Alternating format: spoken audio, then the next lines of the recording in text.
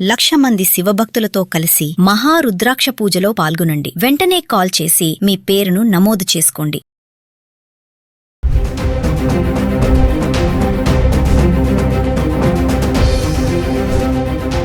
నమస్తే, welcome back to Suman TV. Present మనతో పాటు ఉన్నారు అనలిస్ట్ మందర కృష్ణారెడ్డి గారు. నమస్తే సార్. నమస్తే అమ్మ. సార్, పూణే లోహాగఢ్ ఫోర్ట్లో జరిగినటువంటి ఇన్సిడెంట్ మీరు వినే ఉంటారు. ఆల్రెడీ నిన్న మొన్న 2 days నుంచి కూడా ట్రెండ్ అవుతున్నాయి ఆ వీడియోస్ బాగానే.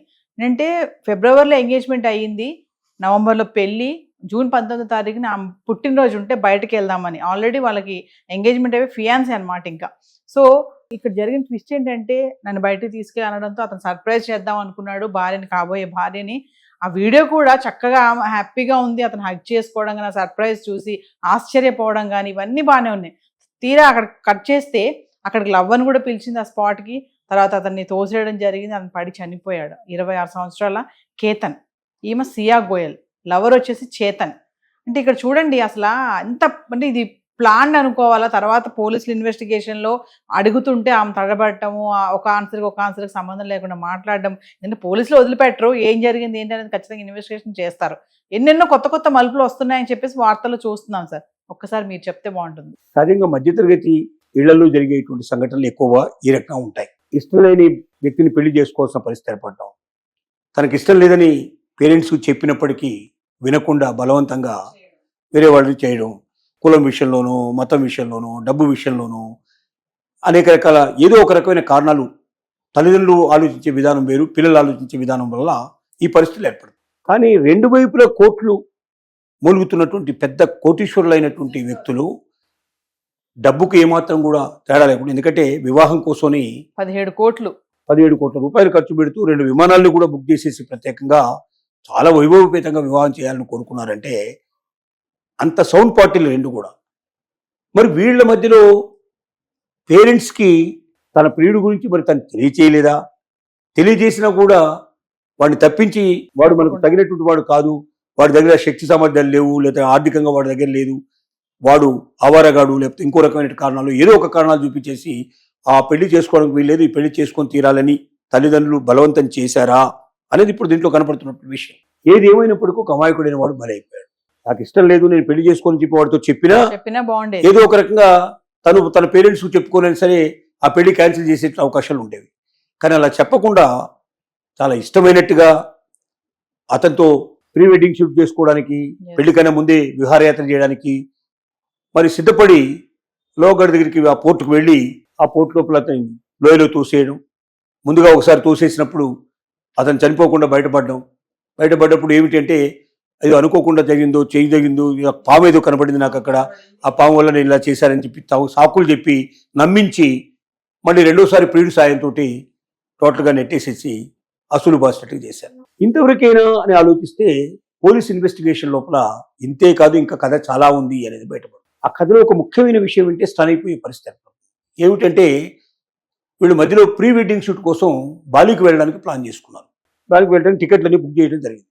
బొంబాయి ఎయిర్పోర్ట్కి వెళ్ళి బాలికి ప్రయాణం అయిపోయి బాలి లోపల ఈ పని పూర్తి చేసుకోవాలి. బాలికి వెళ్ళినట్టయితే తను మొట్టమొదటి వేసుకున్న వ్యూహం ఫలించదనే ఉద్దేశంతో బాలికి వెళ్లకుండా చేయడానికి ఏం చేయాలి, ఆ పాస్పోర్ట్ లేకుండా చేస్తే బాగుంటుందనే ఉద్దేశంతో, ఇక్కడ పాస్పోర్ట్లోనే వీసా అంతా ఉంటుంది కాబట్టి ఆ పాస్పోర్ట్ని ఏం చేయడం జరిగింది, ఒక హోటల్ లోపల వీళ్ళు టిఫిన్ కోసం ఆగినప్పుడు అతని బ్యాగులోంచి తెలియకుండా ఆ పాస్పోర్ట్ బయటికి తీసి ఆ హోటల్ యొక్క వాష్రూమ్లోకి వెళ్ళి దాన్ని ముక్కలుగా చింపేసి వాష్రూమ్లో పడేసేసి దాన్ని పూర్తిగా నాశనం చేయడానికి ప్రయత్నం చేయడం జరిగింది.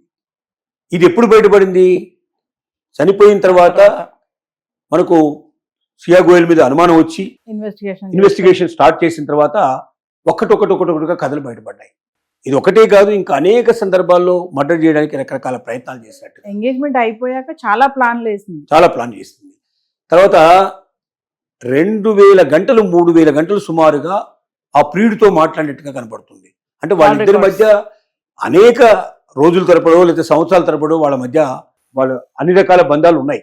ఇది బహుశా పేరెంట్స్కి ఖచ్చితంగా తెలిసే ఉంటుంది నా ఉద్దేశంలో. ఎందుకంటే తెలియకుండా జరగడం కష్టం. అన్ని గంటల పాటు, అన్ని సంవత్సరాల పాటు జరిగిన వ్యవహారం తెలియకుండా ఉండదు. అదే మీరు అన్నట్టుగా వాళ్ళు విఐపీస్ కాబట్టి మంచి డబ్బులు ఉన్నాయి వాళ్ళ దగ్గర, నేను బాగా చూసుకుంటారు, ఈ అబ్బాయితో ఎందుకు నీకు పెళ్లి, మన స్తోమతకు తగినటువంటి సంబంధం ఇది కాదు కాబట్టి మన స్తోమత సంబంధించిన మన స్తోమని మనం చేద్దాం అనే ఉద్దేశంతో తల్లిదండ్రులు ఆలోచన చేశారు. ఇక్కడ తల్లిదండ్రుల తప్పు చాలా ఘోరంగా కనబడుతుంది. ఎట్టి పరిస్థితుల్లో ఇలాంటి విషయాల లోపల తల్లిదండ్రులు అమ్మాయిల్ని ప్రేమించిన వాళ్ళని కాకుండా వేరే వాడికి ఇచ్చి చేయడానికి ప్రయత్నం చేసినప్పుడు అమాయకులైనట్టు వాళ్ళ ప్రాణాలు పోతున్నాయి. ఇక్కడ తల్లిదండ్రులు బానే ఉన్నారు, ప్రియుడు బానే ఉన్నారు, ప్రియురాలు బానే ఉంది, అందరూ బానే ఉన్నారు. ఎటు సంబంధం లేనటువంటి వ్యక్తి ఎంత ఈ పిల్లాడి తల్లిదండ్రులు ఎంత గోసపడాల్సిన పరిస్థితి ఏర్పడుతుంది, ఎంత బాధపడాల్సిన పరిస్థితి. అబ్బాయి వాళ్ళ ఫాదర్ కూడా అంటున్నాడు సార్, కనీసం మాకు చెప్పినా బాగుండేది, అమ్మాయికి ఇష్టం లేదు పెళ్లి అంటే పెళ్లి క్యాన్సిల్ చేసేసుకునే వాళ్ళం కదా, ఎంగేజ్మెంట్ అయ్యాక తెలిసింది విషయం. ఒక మాట నాకు చెప్పినా బాగుండు, మా అబ్బాయికి చెప్పినా బాగుండు మా అమ్మాయి అని వాళ్ళ ఫాదర్ కూడా ఒక మీడియాతో చెప్పడం మనం విన్నాం, ఆ వీడియో కూడా ఉంది అది. కాబట్టి దీన్ని బట్టి మనకి ఏమర్థం అవుతుందంటే పెళ్లి అనేది ఇద్దరు వ్యక్తుల మధ్యలో జరుగుతున్నప్పటికీ ఆ ఇద్దరు వ్యక్తుల యొక్క సంపూర్ణమైనటువంటి ఇష్టం ప్రకారంగా జరగాలి తప్ప అందులో అబ్బాయికి ఇష్టం లేకపోయినా అమ్మాయికి ఇష్టం లేకపోయినా బలవంతంగా పెళ్లి చేసే ప్రయత్నం చేసినప్పుడు అమాయకులు బలే అవకాశాలు ఉంటాయి. ఇది చాలా గొప్ప అన్యాయమైన విషయం. ఎందుకంటే నాకు నచ్చకపోతే నేను బాధపడాలి, నేను ఇబ్బంది పడాలి తప్ప నేను ఇటుని వాళ్ళని ఇబ్బంది పెట్టి ఇటువాడు ప్రాణాలు తీసేందుకే సిద్ధపడే పరిస్థితి ఏర్పడటం చాలా ఘోరమైన విషయం. ఇది ప్రతి తల్లిదండ్రులకు ఒక గుణపాఠంగా ఉండాలి.